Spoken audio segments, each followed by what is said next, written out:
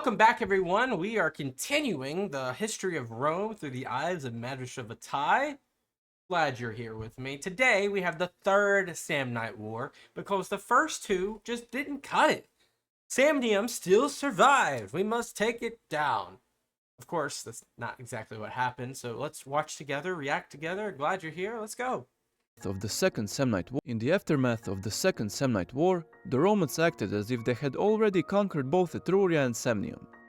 Think about that. Etruria, the Etruscans, and Samnium are already in the mindset of Romans that they are subservient. Crazy. They would send armies to roam freely across their territory and settle colonies where they pleased. The Samnites could see the writing on the wall. If they didn't act soon, they would be reduced to a footnote in history, as just another Italian tribe that was swept away by the Romans. When a Samnite army invaded Lucania, the Lucanians requested a closer alliance with Rome to guarantee their safety. This was accepted by the Senate, and envoys were sent into Samnium to request that their armies be withdrawn immediately. And they still have like a monarchy, it looks like here. I'm not sure of the politics of Samnium, but it looks like they have a monarchy. The envoys were dismissed with the threat of violence, and a war was declared. Thus the Third and the last Samnite War started in 298 BCE. A year prior, the Etruscans had already provoked Rome to war when they bribed a Gallic tribe to help them invade Rome. The Gauls took the gold and returned home, leaving Etruscans to fend for themselves. Rome was again fighting a war on two fronts, but by now Romans could easily field two great armies. Livy states that the first consul, Scipio Barbatus, grandfather of the famous Scipio Africanus, Yep. marched his forces into Etruria and there won a decisive victory near Volterra. He then avoided fortified towns and his army was free to pillage the countryside. The second consul, Gnaeus Fulvius, marched his forces into Samnium and plundered Aufidana without much resistance from the Samnites. Interestingly, the tomb of Scipio Barbatus survived to this day. It was constructed some 150 years after these events. Wow. On the sarcophagus, there is an inscription describing his deeds, and none of it mentions anything about Etruria. It rather describes his invasion into Samnium from the east and his actions in Lucania. This inscription predates Livy, so we can assume it's more credible. There is evidence that Scipio Barbatus was serving in Etruria in 295 BCE, so perhaps some of his accomplishments in Etruria belong to that year. But for now, we should return to the story as told by Livy. In 297 BCE, Romans were preparing for war and looked to their best commander, Fabius Maximus Rullianus, by now an old man and a seasoned general. Fabius was reluctant to take up the post of consul due to his old age, but the people were keen to have him in command. He cited a law forbidding a man to serve as consul within 10 years of his last elections, but the tribunes made an exemption for him and he was unanimously elected. Accepting his post, he made an appeal to the people to elect Publius Decius Mus, son of the famous Decius who devoted himself in the Latin War, as his colleague. The two men had previously served together and had an amicable relationship. The people accepted his proposal and Decius was elected as the second consul. Hearing that the Etruscans were preparing to offer peace, both consuls marched their armies into Samnium. They fought several skirmishes that went in their favor, but there is no record of any large battles being fought that year. The consuls spent the rest of the year plundering Samnite fields. After the end of the campaigning season, Fabius returned to Rome and organized the next elections. People were expecting a big clash with the Samnites sooner or later, so they once more wanted to elect Fabius. He again rejected in fear of setting a dangerous precedent. This time the people gave in and in his place elected Appius Claudius of the Appian Way and a plebeian Lucius Volumnius. While this was happening, his colleague Decius was still serving as proconsul in Samnium. He dislodged the large Samnite army led by Gellius and Attius, who refused to fight the Romans and fled into Etruria. There he met with Etruscan leaders and implored them to keep fighting against Rome. Like always, you have a coalition that's built up against Rome. But Rome, like always, they have the firepower, they have the manpower. It's just gonna be hard. It's really hard to just corner Rome. You have to use insane tactics to just be able to match them on the battlefield. And when you do match them on the battlefield, you still have the fear of, okay, you beat them this time, you might not beat them the next time. So you got to figure out what the next step is before the step even happens. This time, almost all Etruscan towns agreed to join the fighting and an alliance was formed. The Umbrians also joined this alliance, and even the Gauls living in the Po Valley were employed as mercenaries. Okay, so they got a full force. Together, these four nations would wage a war against Rome, which would determine the fate of Italy. Appius Claudius was sent to Etruria and Volumnius to Samnium. The Samnite army was still abroad, so Volumnius proceeded to plunder the land. But then he received a message from Etruria. Appius was in danger and he required his help immediately. Volumnius packed up his camp and marched his forces to Etruria with great haste.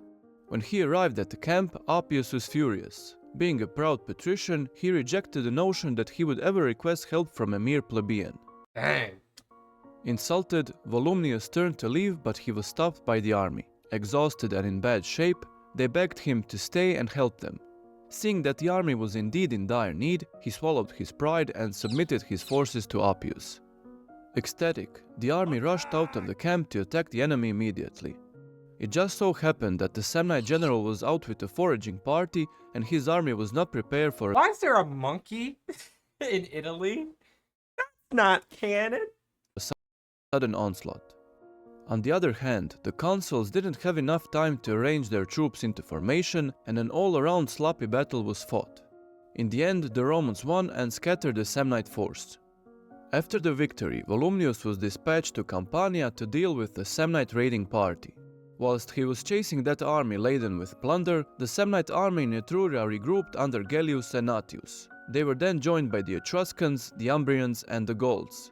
Yeah, you're toast, buddy. Reports of this massive army caused great panic in Rome. Every free man in the city who could carry a sword was armed and preparations to defend the city were made. The panic was eased a little when reports of Volumnius' success reached them. When the elections rolled around, Volumnius was recalled to administer them. Before the voting commenced, he gave a speech about the poor state of things in Etruria and ensured the people that if Fabius Maximus Rullianus was not elected, he would nominate him as dictator at once. Now the whole of the Roman populace looked up to Fabius as their savior, and he again accepted the consulship and requested that Datius served alongside him. This was agreed, and in 295 BCE, Fabius and Datius were elected as consuls together for the third time. Okay. We're setting new precedents. Volumnius continued to serve as proconsul and Appius as praetor. Other former consuls, including Scipio Barbatus, served as propraetors. At least 6 different armies could be identified this year, and some authors suppose that the Romans fielded as many as 100,000 men in total. That's a lot for this time. The patrician senators were keen to send Fabius, one of their number, to Etruria without drawing the lots. This did not sit well with Datius and he protested. Fabius claimed This guy is a big Star Wars fan. that it was he who created a path through the previously impassable Ciminian forest and that it should be he who continued the war on that front. In the end, the people settled the matter by sending Fabius to Etruria. There Fabius learned that the state of the matter was far worse than anyone realized.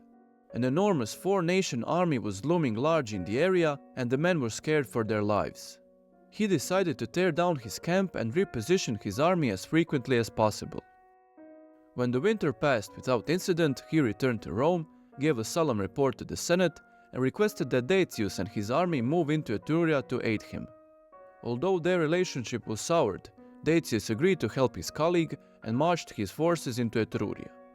Both armies set up their camp near Sentinum in preparation for the So Samnium's basically their main army's been fighting in Etruria or positioned up there for quite some time. It's almost like they've migrated that way. I'm sure there's still a ton of Samnites in Samnium, but battle. In the Samnite camp, it was agreed that the Gauls and the Samnites would engage the Romans, while the Etruscans and Umbrians attacked their camp. They believed that the Romans would see that their camp was taken and there was no possibility for retreat. This would then break their morale and they would scatter. Unfortunately for them, some Gallic deserters relayed this information to Fabius. The consul then sent orders to a neighboring army to start pillaging the Etruscan countryside. The Etruscan army could not stand by while their homeland was being ravaged and oh yeah, that's right. So they packed up And in their absence, the others got slaughtered. and they abandoned the camp in pursuit of the Roman raiders. It's unclear what happened to the Umbrians, but it appears they also left before the battle. Fabius decided it was time to strike now, with the Samnite coalition weakened, and the two armies took to the field. Fabius commanded the left flank opposite the Samnites, and Decius commanded the Roman right opposite the Gauls. This was the largest battle fought in Italy at the time. Some estimates put the number of troops at 40,000 men on each side. Livy states that the armies were so evenly matched that if the Etruscans were present at the time, the Romans would surely be defeated. The two Roman commanders had different approaches to commanding their respective legions. Decius, a young and ambitious man, believed the enemy could be crushed by force alone. On the other hand, Fabius, a seasoned general, knew that the enemy came on strong at first, but could not sustain that level of fighting for long. His only goal was to hold his legion against this initial onslaught. Decius, seeing that the line was not moving, ordered a chivalry charge in hope of earning everlasting glory for himself. His charge was futile, and the Gallic line could not be broken. It all ended in disaster when the horses, running away from the battle, slammed into the Roman lines. The left was on the brink of collapse, and Decius, remembering the sacrifice of his father in the Latin war, devoted himself in That's it right there. I forget what it's called, but it's basically he's given him his life for the morale of his contemporaries. the same manner by charging alone into the Gallic lines. This reinvigorated his men, and they held their ground. While that was going on, Fabius noticed that the Samnites were finally starting to tire out. They were lacking the same vigor they possessed at the start of the battle. He then ordered his second line to advance. This finally broke the Samnite lines, and they made for the camp.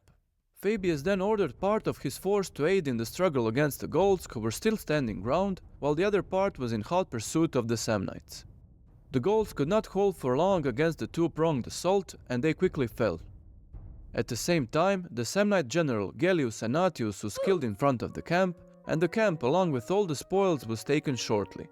Livy reports that 20,000 men were killed and a further 8,000 made prisoners, while the Romans lost around 9,000. And Decius obviously gave his life for the cause, and he, of course, would be the hero in all of this. While Fabius held a funeral for his colleague, Pro-Praetor Gnaeus Fulvius defeated the Etruscan army. Remnants of the Samnite force tried to retreat back to Samnium, but they were attacked by the Peligni and lost a further 1,000 men. Appius Claudius was given the command of Decius's army, and Fabius returned to Rome to celebrate a triumph. This battle marks a turning point. Although the war would last for another 5 years, the Allies could pose no significant threat to Rome. The four strongest tribes in Italy united to break Rome's domination, but they failed miserably. Yeah. The writing was on the walls, and it was only a matter of time before the Romans cleared out any remnants of opposition from central Italy. I mean, because manpower's a finite resource, and once you lose that many men, especially for that time, just the morale goes down. You start to think about survival of your own people at that point. At the beginning of the same year, in 295 BCE, the Romans expanded their influence into Umbria. In 294 BCE, three chief cities of Etruria, Volsini, Perusia, and Arretium, sued for peace and secured a 40-year truce. In 293 BCE, Lucius Papirius Cursor, son of the famous Papirius, hero of the Second Samnite War, and Spurius Carvilius Maximus were elected consuls, and they both led their armies into Samnium. The Samnites ordered a massive levy. Every man of fighting age was ordered to appear before the general, or their life was forfeit. All of them were then summoned to Aquilonia to make their last stand. Around 40,000 men answered the call. In Aquilonia, the Samnites organized a great ritual sacrifice. When it was complete, the general summoned the foremost men among the Samnite nobles. They were then forced to swear an oath to fight until death and kill any man they saw fleeing. Any man who refused was killed and left as an example to others. These men were then ordered to pick their brothers in arms until they reached a number of 16,000 men in total. They formed an elite unit known as the Linen Legion. Right, and this is just one of those crazy parts of ancient history right here. They were given special equipment to distinguish them from the rest of the army. The consuls parted way in Samnium and besieged different cities. Papirius was the first to reach Aquilonia and he stationed his troops near the city. He decided to engage the enemy before his colleague, who was stationed some 20 miles away at Cominium, could aid him. Before the battle started, Papirius ordered Spurius Nautius, leader of the auxiliary cohorts, to lead his men along with pack animals to circle the enemy and raise as large a dust cloud as possible in the process. The fighting that ensued was savage, as both armies were highly motivated. When the second line was exhausted and starting to falter, a large dust cloud appeared on the horizon. Taking the opportunity, Papirius loudly exclaimed that his colleague Carvilius was coming to their aid. The Romans were invigorated by this and they rose a great battle shout, while the Samnites lost their resolve and started to panic. Spurius Nautius, who created the cloud of dust, charged his auxiliaries, and the Samnite army was utterly destroyed. All the sheep. Volumnius, who commanded the Roman left, led his men into the Samnite camp and took it with ease, while Scipio Barbatus, who commanded the Roman right, led his men to Aquilonia. The defenders manned the walls and were ready to shower the Romans with arrows, but Scipio ordered his men in a testudo formation and took the city by storm. The Samnites lost upwards of 20,000 men on that day. That's insane that they were able to do that with such ease. Because, I don't know, man. That's just insane. While this was going on, Carvilius took Cominium and the Roman victory was complete. Samnites had no more standing armies, and the consuls proceeded to take several towns in the area without contest. Upon their return to Rome, they celebrated a great triumph. Lavish equipment taken from the Linen Legion was truly a sight to behold. With this victory, So the Linen Legion, besides was it just an overcompensated, like, group of individuals? How much merit was behind the distinguishment that they had? Livy ends the 10th book of his nominal work, From the Founding of the City, which we used as the primary source in all of our videos. Unfortunately, books 11 through 20 are lost to history, and only short epitomes survive to this day. This means that You would expect earlier books to not be there. we won't be able to follow his versions of events any longer. Instead, we will have to rely more on our other ancient sources, namely Polybius, Plutarch, Dio Cassius, and many others. Yeah. In the aftermath of the Battle of Aquilonia, the Samnites were all but defeated. With a short delay, attributed to a plague raging in Rome, in 291 BCE, Romans captured Bovianum and Venusia, two large population centers. 290 BCE was spent dealing with remaining pockets of resistance across Samnium, And just look at that territory. thus ending the Third and the last Samnite War. In the same year, the Romans also conquered the Sabines. When the First Samnite War started in 343 Look at the difference. BCE, it was a conflict between similarly matched Italian tribes vying for control of rich Greek colonies in Campania. But by the end of the Third Samnite War, some 50 years later, Rome transformed into a chief power in Italy, controlling half the peninsula. These victories set them on an inevitable course that would end in a fight for supremacy over the Mediterranean. With Carthage. Although Samnites were soundly defeated, they would never forget their history.